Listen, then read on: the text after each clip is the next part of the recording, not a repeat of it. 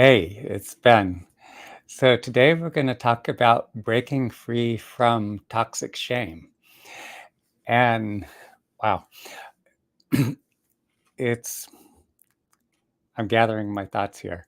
So I'm flying out in, let's see, Wednesday morning, very early. And I was thinking, should I wait and do this tomorrow? There's actually a party in another part of the building, but they seem to be contained right now. So hopefully they keep the noise down. And just so much to do, but I just wanted to go ahead and uh, bang through this. So anyway, um, healthy and loving relationships begins with ourselves. And one of the most crucial aspects of having or maintaining healthy and loving relationships is our ability to, uh, our connection with our own emotions, ability to access, to feel, to express our emotions, and um, to work constructively with them, to process so that we can gain clarity and insight, and then follow through with constructive action. But so many people have a great deal of difficulty working with their emotions, or feeling, or accessing them, or anything. Often the emotions are just, they're bottled up inside, and people don't know how to uh, manage with them, and so they tend to just push them down, or avoid them, or distract themselves, all kinds of things, and that creates all kinds of problems. And now, those who've experienced considerable trauma in their lives are more likely to feel overwhelmed by their emotions, but it's not necessary that someone has experienced a great deal of trauma to struggle with their emotions, and there are a number of reasons, for that. But we'll be getting into that as we go. Now, I will be referring to my notes a bit because I'm completing this article here, and I have like a huge amount of information compiled in this chapter. And so there's this thing, like when I get in front of a camera, and it's easy for my mind to go blank, the deer in the headlights phenomena. I don't like to read from my notes, but if I need to glance here or there, I will. But anyway, so our emotions are, they can be, may not make a lot of logical sense to us, but they are, in a sense, a form of communication from like deep within our psyche, within our body.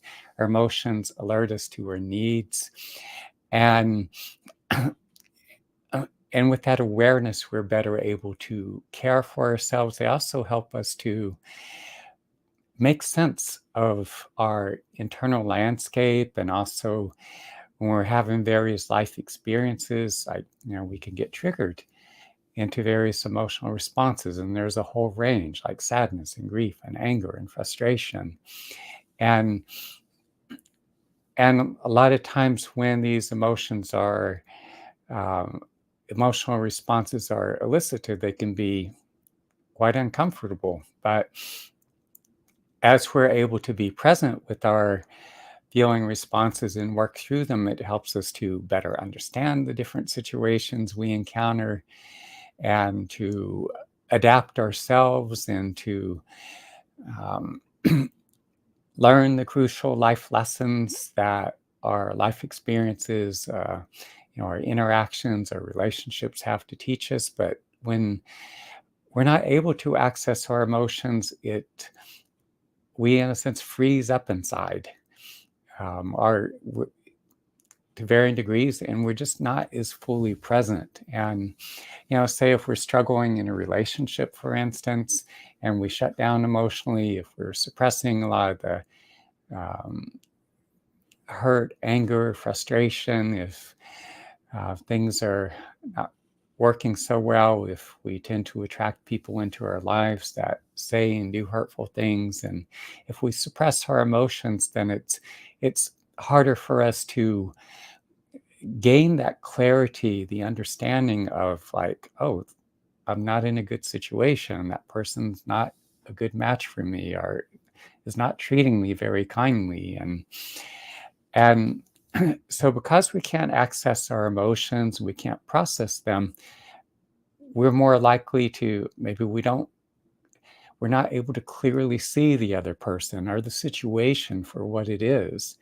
And it distorts our ability to make the decisions that we need to make, that are, we don't really understand our needs. We don't understand that maybe that person or the relationship is harmful to us. And so we're more likely to stay in relationships or continue to be involved with people who could be hurtful to us or something. But when we can work with our emotions, we feel our emotions, we're able to process, digest our emotional responses, then we gain that understanding. It's like, wow, that's not good for us. And it's not okay to be treated like that. And no, I don't want to be in a relationship with that kind of dynamic playing out. And it facilitates a deeper level of processing that we can't get if we're just staying up in our intellectual mind and trying to analyze it to death. It's, again, when we get deep into our bodies and we're accessing our feelings and we process them, it's facilitating a deeper, more digestive process. And there's the insight, the understanding, the clarity. And with that, we're able to, it puts us in a position where we're better capable of taking the appropriate action we need to take. So I want to talk a bit about shame. And shame is not all bad. It has a useful function. And for instance, when we're as children, our parents help to set parameters for us. For instance, if we're in the sandbox with our little playmates, and if we if we're acting out, if we're, it's like, it's shame that tells us like, no, it's not okay to steal our playmates' toys, and it's not okay to whack them upside the head or something because we get annoyed, or because we're mad at them about something. And so when our parents reprimand or maybe correct our behavior in these instances, it helps to instill a healthy sense of shame. And by doing so, we internalize the sense of guidelines that define what would be appropriate, or as opposed to inappropriate or unacceptable behaviors. And people who do not have these kinds of guidelines or do not internalize these models of what's acceptable and unacceptable behaviors, these are the individuals who are the offenders, who can severely violate other people, their boundaries, or seriously harm people, stab people, shoot people, rob banks. These are the people who comprise much of our prison population. Not all, but a significant portion. And so to that extent, shame serves a healthy function in our lives. Now, shame becomes toxic on the other hand. For instance, like as children, we're just wide open. We have this vulnerability about us. And so as we're having different life experiences, initially, I guess first thing is, there are times we're hungry and we want to be fed, or we're tired, we're cranky because we haven't gotten enough rest. And at that early stage of our development, we don't quite understand our needs so well. And sometimes, we're triggered emotionally. And And as we start to get older, there's all kinds of experiences like, uh, I don't know, maybe a toy breaks, uh, or someone, our playmate takes our toy away from us, or just all kinds of things. But, children get triggered very easily. And, and so we have these emotional responses. Sometimes we're fearful, we're upset, we're angry, all kinds of things. And so, on one hand, these emotions may be a bit reactive and maybe a little intense, but it's important that our parents be able to, in a sense, provide a container for our emotional responses so that they can be understanding and accepting. And so if we're fearful, if we're upset, if we're angry, the parent says, "Oh, I get it. You're feeling upset right now. Oh, okay, you're afraid. You're angry."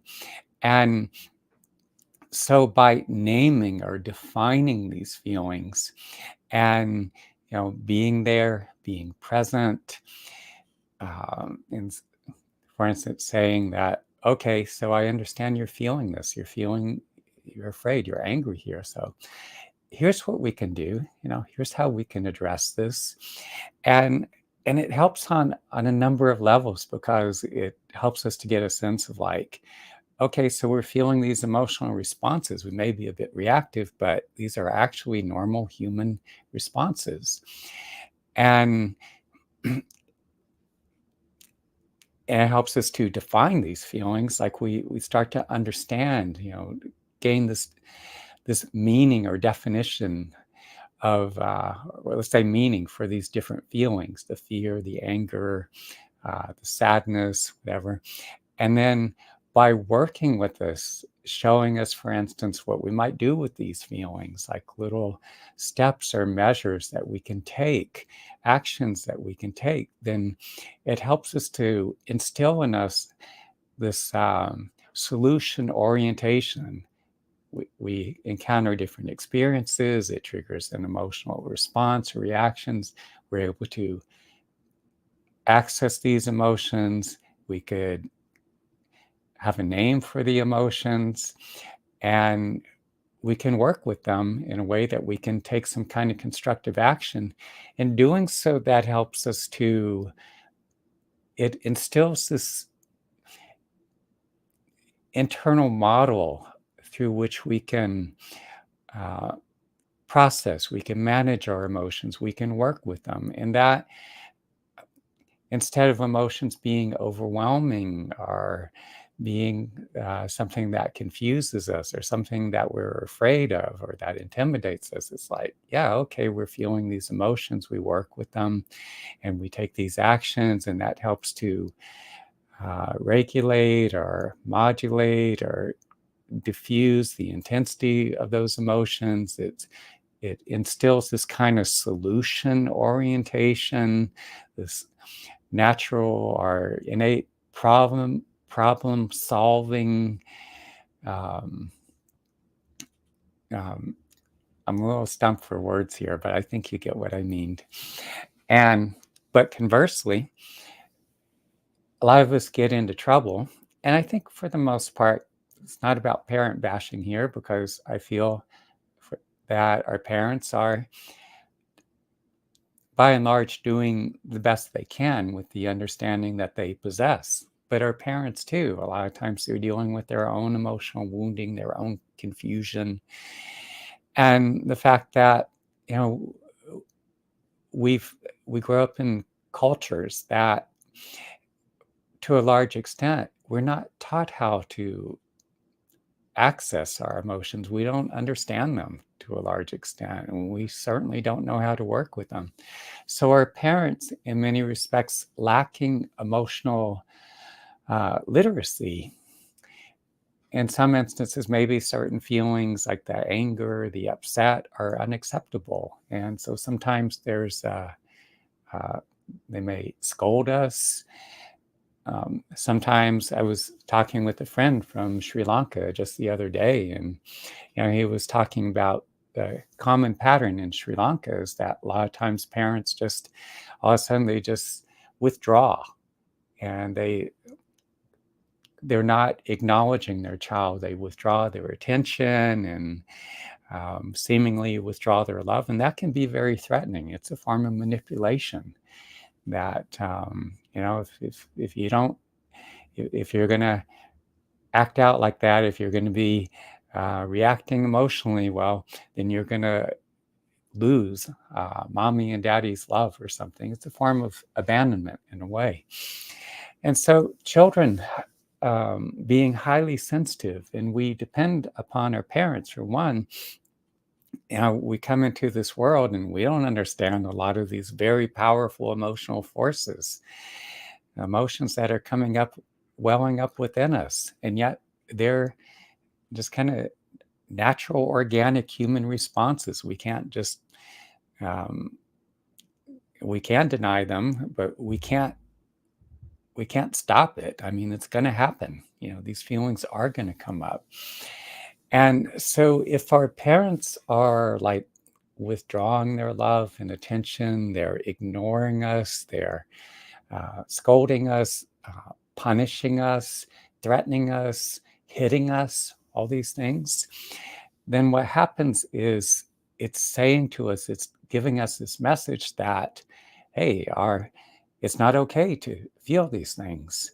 And we shouldn't be feeling anger or sadness. And often it's saying that it gives us this message that because we're feeling these emotions, that there's something wrong or bad or even inherently defective about us. And so because of that, what we end up doing is we end up suppressing, disowning, denying, disconnecting from our emotions. And then sometimes there's a additional layering effect when we have parents that say, if they misinterpret or they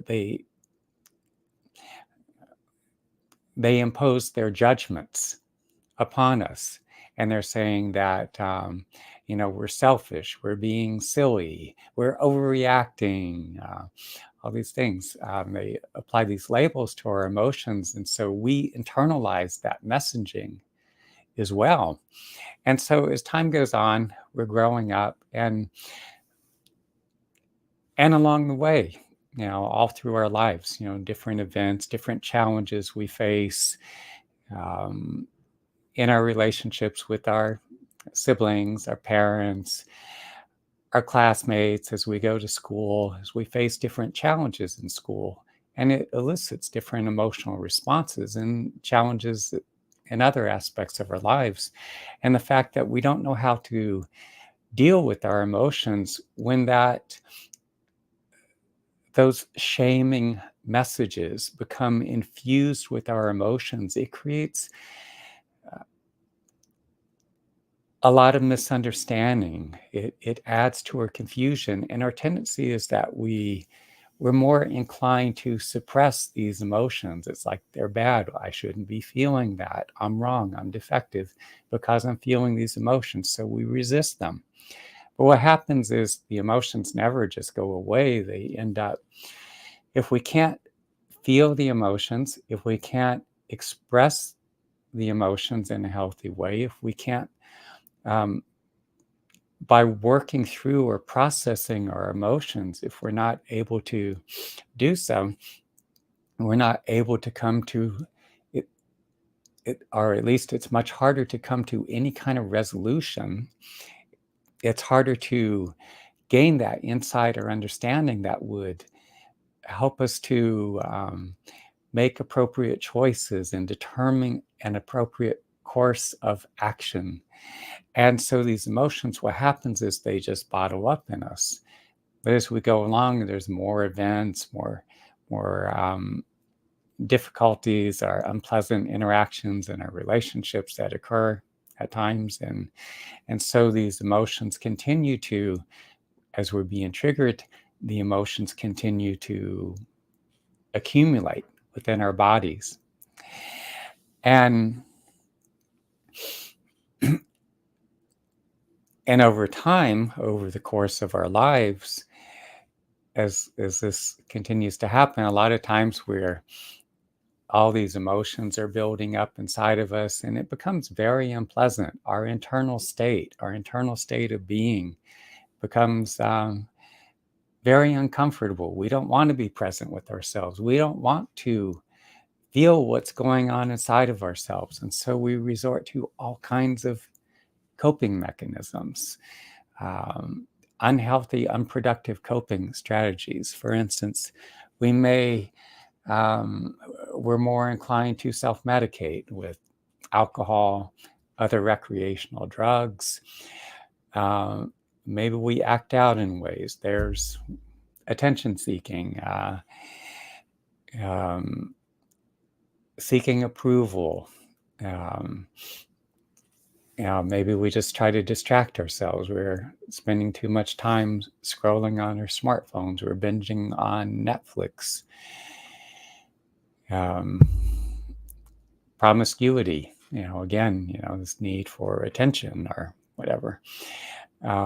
But a lot of these behaviors, these things that we do, they may momentarily like alleviate our feelings of distress or discomfort, but they're not resolving the problems, and they're not helping us to process those emotions. And if anything, when we resort to these behaviors, it can compound our shame, because maybe we end up feeling worse about, if we're overeating or if we're drinking so much, we end up not feeling good about ourselves.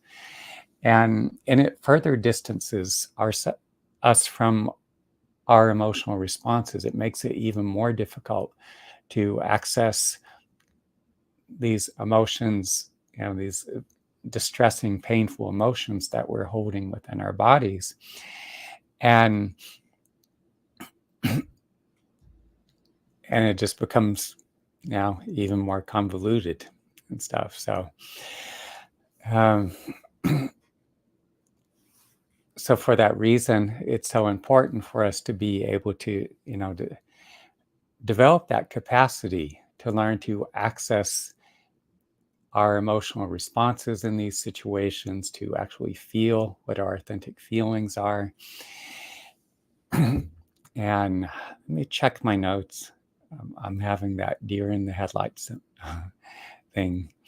Um, and as I said, a lot of times, maybe we find ourselves in a situation as we grow into adulthood in our relationships, for instance, where I know I did this because of the emotional wounding that I carried from my own past. And so I would stay in relationships where I would find myself forming attachment to someone who was cold or disinterested or sometimes very hurtful.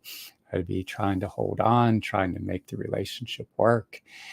And because I wasn't able to access allowing myself to access my own feelings of anger for those inappropriate behaviors, for the abusive words and actions stuff, then I just wasn't registering that, wow, I'm stuck in a really abusive relationship, someone who is being very abusive. And so those dynamics tended to perpetuate themselves. As I was able to access my feelings and work through those emotions, then I gained that clarity, and those unhealthy attachments dissolved. I was able to let go of those individuals, and it facilitated this evolution within me where I gradually began to work up and attract healthier companions with whom I could create more fulfilling relationships. And checking my notes here. But again, like I said, that a lot of times that if we internalize these um, the shame from our parents or caregivers, what happens is that, we believe that it's not acceptable to feel a lot of these emotions, and so So we tend to suppress them, and in doing so, a lot of the, we're short circuiting this innate healing intelligence that resides within us that would alert us to the fact that we're in a harmful situation. We need to be able to process the emotions in order to understand that our circumstance or situation is unhealthy, that it's harming us. But because we've disconnected from our emotions, we're we're not gaining those insights. We're not learning. We're not um, resolving these internal conflicts. Actually, got there's a man that I worked with a few years ago, and it was very difficult working with him because in many ways he was just combative. He was just refusing to, he was initially, when I first worked with him, he was in a relationship with a woman from China that turns out he found out that she was married, that and yet he was still trying to make the relationship work. And then a few years later, he disappeared for a while. He resurfaced again. He was in a relationship with a woman from the Philippines. And because he wasn't allowing himself to um, actually feel his authentic emotional responses, he just kept going on and on with the narrative and, describing the whole toxic relational dynamics, but it was so hard to get him into the emotions. And he was, as I said, to some extent combative, that he was not willing to go in and feel. That was perpetuating the pattern that was continues to cause him a great deal of pain. And but again, the first step, in breaking these patterns, that we need to be able to allow ourselves to access our emotional responses. We're going, we're having these different experiences. It elicits a powerful emotional response. When that happens, we acknowledge what's happening. We acknowledge the event, the person with whom we're relating, or that we're in a relationship with, or that we formed an attachment to. Um, Whatever the situation or person we're interacting with, we acknowledge either the person or the situation, one. Two, we acknowledge what it is that we feel in response to that situation. A lot of times, many of us, we're going to have difficulty accessing our emotions if we've been shamed repeatedly. I know in many instances I've worked with people, and for much of their lives, there's this numbing or disconnect emotionally. And when that's happening, sometimes the only thing that we can access is physical sensations. So if you're in a difficult situation that's causing you a great deal of stress or upset, you're having trouble feeling anything else, at least notice the physical sensations you're feeling in your body and breathe into those sensations. If you're able to access, breathe into the feelings. In my mid 20s, when a lot of I found myself reenacting a lot of the painful, dysfunctional dynamics of my childhood, of my adolescence, as I was enacting those in my adult intimate relationships, or when I was had formed an attachment to someone, wanted to be with someone, it would evoke incredibly painful emotions. But at the same time, there are also these judgments. And oftentimes there's this internal messaging that, that we're defective, that we're fucked up, that we're a loser, that something's inherently wrong with us.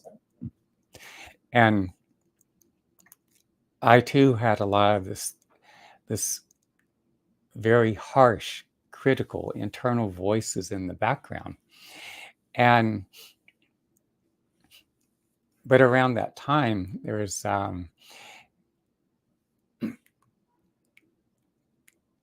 a book that I'm not sure how I first came upon it, but it's called Mind Lines, Lines to Change. Let's see, Mind Lines, Lines to Change Minds. It's by um, L. Michael Hall and Bobby Bodenheimer.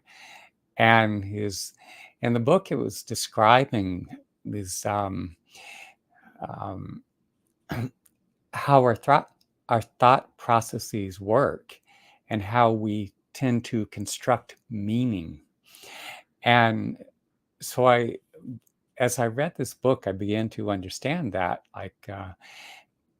how the meaning that we construct has a tremendous bearing upon how we see ourselves, how we see other people and the situation that we're in. And I realized that a lot of you know, the critical inner voice, those harshly critical inner messages that I was hearing, that if I were to go along, if I were to accept those messages, if I were to continue to listen to them, I could see how that would tear me down. I recognized how it was already had its damaging impact on me. And so what I found that is I chose to adopt a more compassionate, more understanding cognitive frame. There's another book that they wrote too, which is out of print, but they have a number of similar books that you can find on their website on neurosemantics.com. And again, it helped me to understand how my thought processes, was determined, like how I felt about myself and the situation.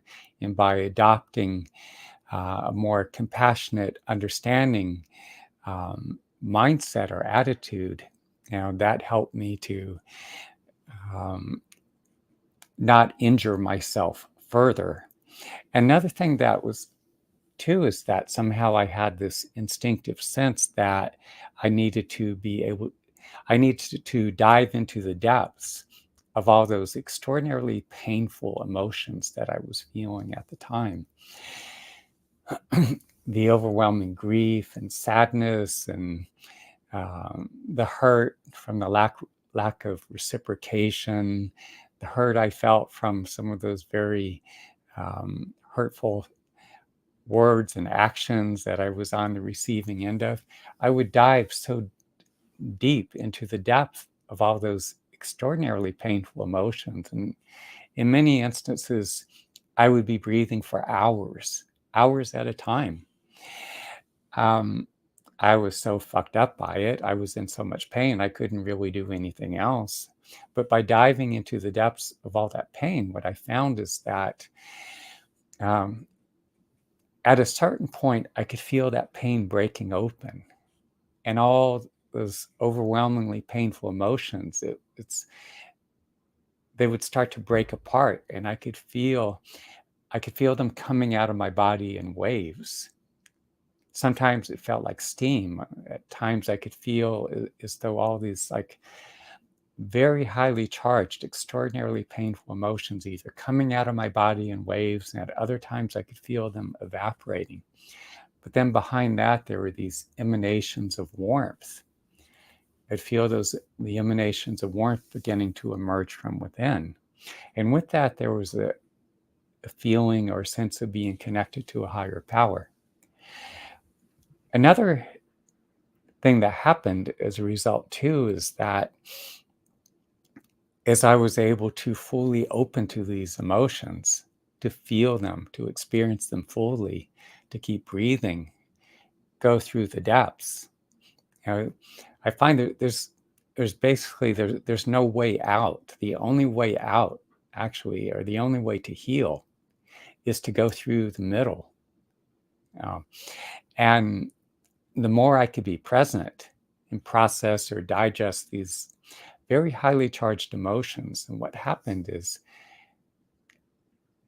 that started to break apart or break down those patterns that were so deeply entrenched, so that I was able to let go of those unhealthy attachments.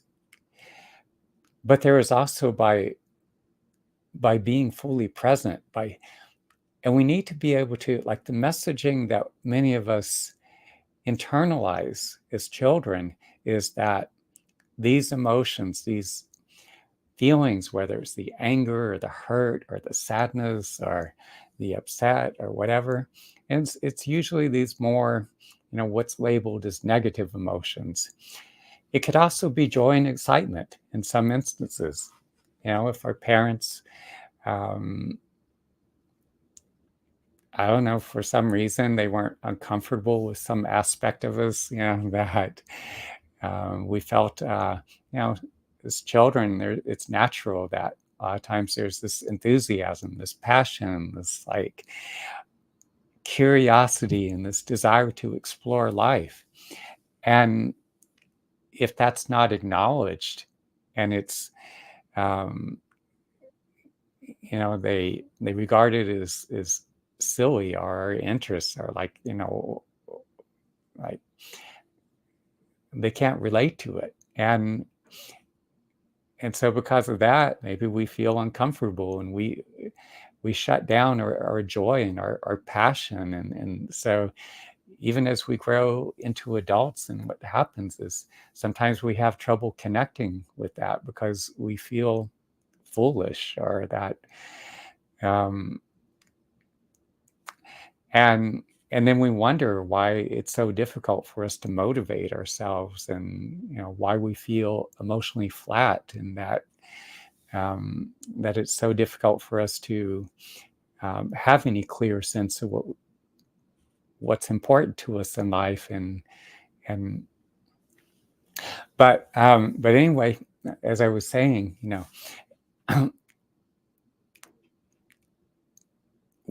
we internalize these messages that say that our emotions, um, certain emotions are not acceptable. And so because of that, we're suppressing our feelings. And and so it could be extraordinarily difficult for many of us, if we times that we find ourselves triggered emotionally, and the emotions could be so overwhelming, um, with that shame messaging, and the fact that when these emotions sit within our bodies for so long, it's these emotions, basically it's like they putrefy. It becomes very garbled, very thick, very convoluted. It's like the food that we go to the supermarket, and um, we stock up our fridge. We forget something, we find it in the back of the refrigerator months later, or maybe it's leftovers that we didn't finish, and a month later we're finding it, or weeks later, in the back of the fridge, and it's no longer edible. So in a similar way, when we internalize these really powerful or painful emotions, a lot of the stress that we don't process, all that, it becomes thicker, it becomes more congealed, and it settles into the body's organs and tissues.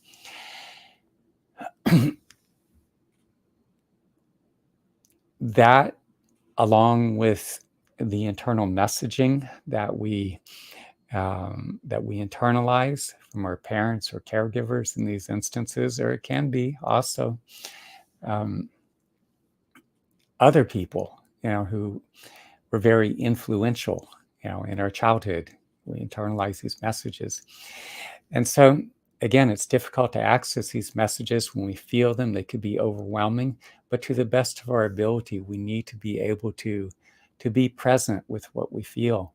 And sometimes for many of us, it really helps, whether it's a friend, maybe a psychotherapist who has experience with, they've progressed further in their own healing journey. They're able to be present for us. They have some understanding based upon their experience. And so they can be present for us. They could be supportive. They could be encouraging. They understand these dynamics. But the importance, again, is for us to be able to be present with what we feel when these shameful voices, this shameful internal messaging, the inner critic emerges, that we can hear what it says. And what I would do with myself, I would just acknowledge this critical inner voice and say, okay, I hear what you say, but we don't necessarily have to buy into it. It's not that we're bad or wrong or defective. These are normal human responses. And I would even say to myself at times, like, okay, so I'm feeling sadness, I'm feeling anger. I would acknowledge, like, I'm feeling these emotions, and yeah, I have a good reason to feel this. It's like this relationship is blowing up, or, here I have formed this attachment to someone who's being very hurtful, or this person's not reciprocating my desire to be in a relationship. And here's this long pattern that's played out over my life. And so when you experience these kind of events, of course you feel sad, of course you feel upset, of course you feel um, anger or frustrated, and but the more I could be present with these emotions, what I found is that by diving into the depth of what I was feeling, breathing very softly and deeply, it's engaging that deeper innate healing intelligence. You begin to process these emotions. As you process the emotions, you gain insight, you gain understanding, you gain clarity. A lot of times, as I said, I would find I would let go of unhealthy attachments. In other kinds of situations, what often happens is you start seeing solutions. You start seeing how you could do things differently, how you could take a different approach. Sometimes if you're stuck and things are not working, and you work through those emotions and you start to soften, it opens you up in a way. So other people, other opportunities come into your life, and it puts you more into the kind of a flow with the natural order, or with the force of creation. I don't know how better else to say it, but it you know, brings you into this kind of alignment of sorts. Now, these wounds could be extraordinarily deep. And so, as I was describing, I would do this process. I would find myself triggered emotionally, and I taught myself to dive into the depths of the emotions. And I adopted, as I said, working with mind lines, and adopting a more healthy cognitive frame. I became more understanding and compassionate towards myself, and not just for myself, for other people as well. But again, these wounds for many of us are extraordinarily deep.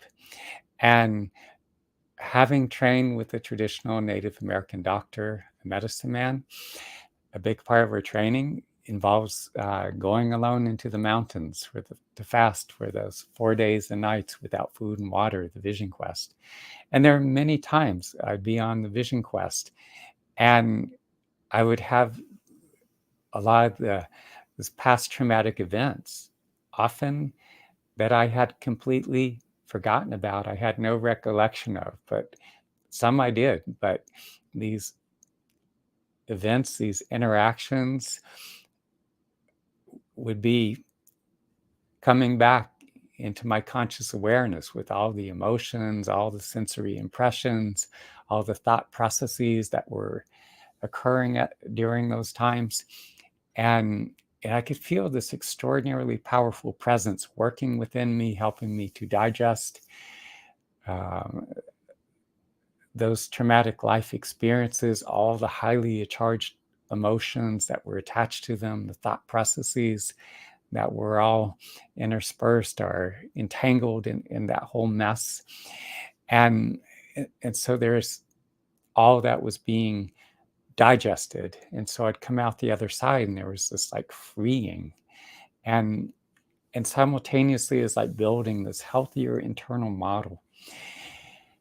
And and with that, is becoming uh, more highly functional. Is like my relationships are cleaning up.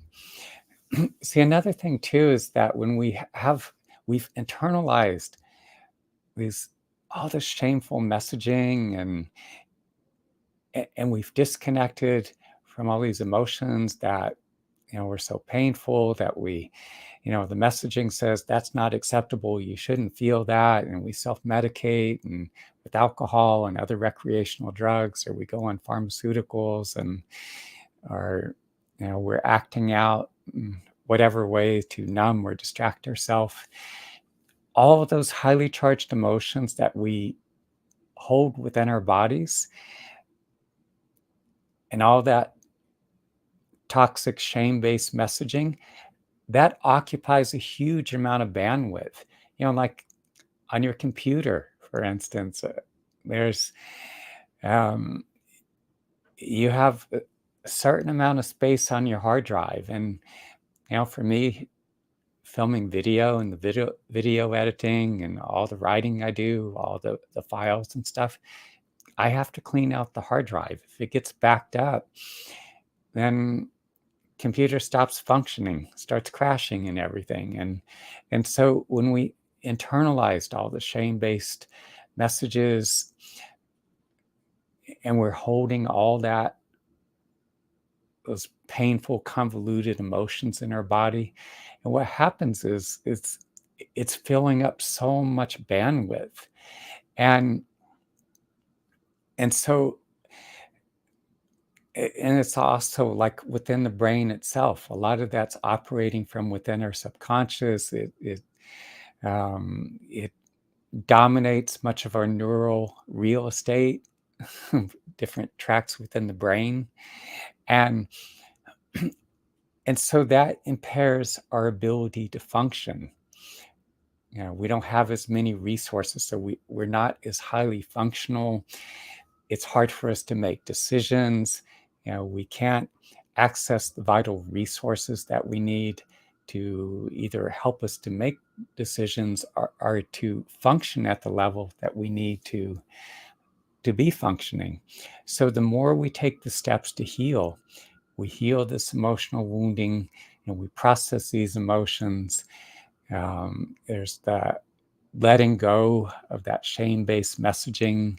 We become more compassionate for ourselves, and not only for ourselves, that compassion extends to other people, to other forms of life, animals, and to the planet as a whole. And so as we do that, we become more highly functional.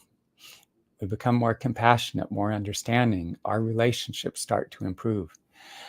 Now, the vision quest that I described just a while ago, vision quest is too intense for most people. I know some individuals can work up to it, but most of you are not going to sit for the 4 days and nights without food and water alone in the mountains. But I do find that many people and people report to me, and I see the results. I see the changes manifesting in their life. And so working with people,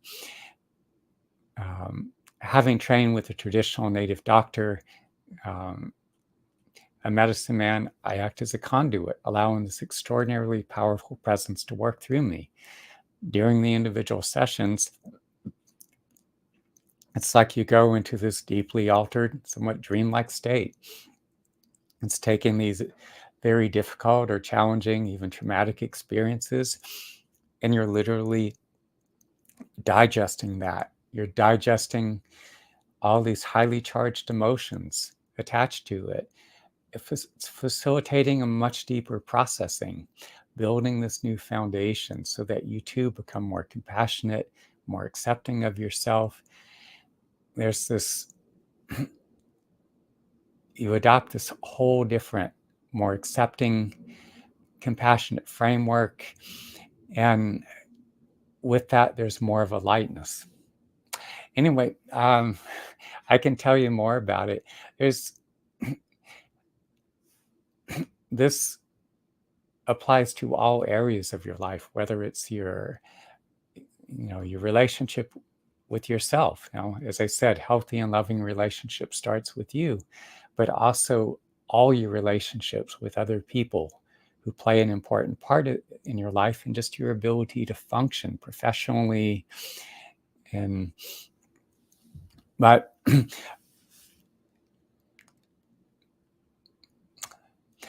as I do offer, if you're struggling in with internalized shame, you find yourself overwhelmed, you're struggling emotionally, struggling in your relationships, I'm making available what I'm referring to, either a challenge resolution or heart mending strategy session. So, for 20 minutes, I'll post the link below in the video.